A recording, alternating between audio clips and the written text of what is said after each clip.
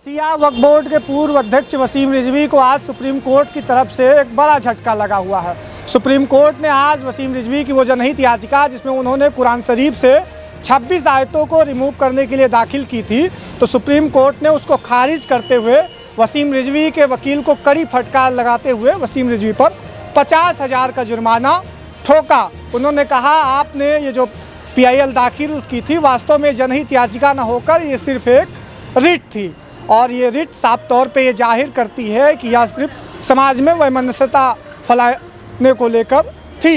इसको लेकर पहले बड़ा विवाद हुआ। सिया और सुन्नी दोनों समुदायों ने मुस्लिम समाज से वसीम रिजवी को बाहर करार दे दिया है, और इससे पहले एक लोगों ने वसीम रिजवी का सिर काट कर लाने पर करीबन 11 लाख रुपए का इनाम भी रखा हुआ था।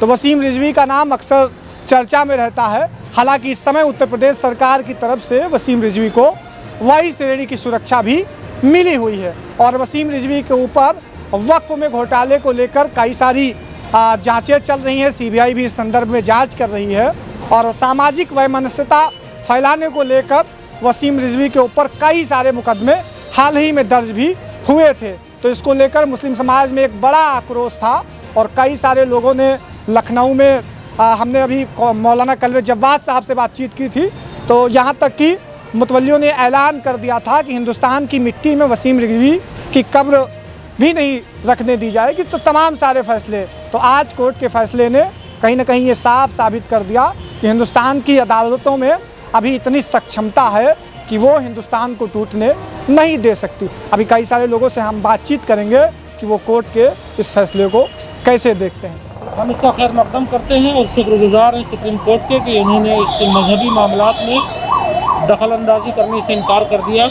और वसीम रिजवी के और तमाम इस तरह के जो लोग हैं उनके मुंह पर ये ज़ोरदार तमाचा है। और फिर से एक बार हम शुक्रगुजार हैं सुप्रीम कोर्ट के कि उन्होंने इस बात को लेकर के उन पर जुर्माना भी लगाया है, और उनको इस बात के लिए लानत मलामत भी की है कि आइंदा इस तरह से वो हरकत ना करें। नहीं, आप तो इतने दिनों से इल्म को जानने वाले होंगे, मस्जिद में नमाज पढ़ा रहे हैं, तो आपको लगता है वास्तविक तौर पे ऐसा कुछ हो सकता है?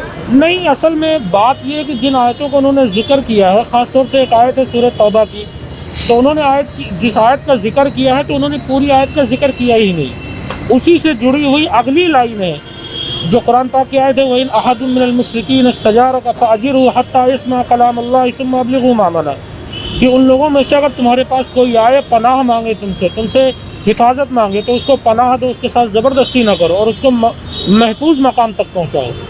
किन लोगों से? जो लोग तुमसे लड़ाई कर रहे हैं, उनके बारे में ये बात कही जा रही है। यही बात से अगली आयत को उन्होंने काट दिया, नहीं बात की, तो आधी अधूरी बात उन्होंने की थी, उसका कोई मतलब था नहीं। बहरहाल सुप्रीम कोर्ट से ये उम्मीद थी हमको कि यही होगा, और वैसे भी वो एक विवादित शख्सियत का मालिक है। पहले तो एक लानती इंसान है जिसने कुरान के बारे में इस तरीके की अभद्र भाषा यूज़ की है, जिसने कुरान की आयतों को जो है गलत ठहराया है। उससे ज़्यादा नीच और गलीज आदमी दुनिया में पैदा ही नहीं होता। और रही बात, कुरान जो है हर मज़हब के लिए सबको जो है यही सिखाता है कि दूसरे मज़हब की इज्जत करो। लखनऊ में वीडियो जर्नलिस्ट अभिषेक के साथ आयुष तिवारी, वॉक्स टॉक।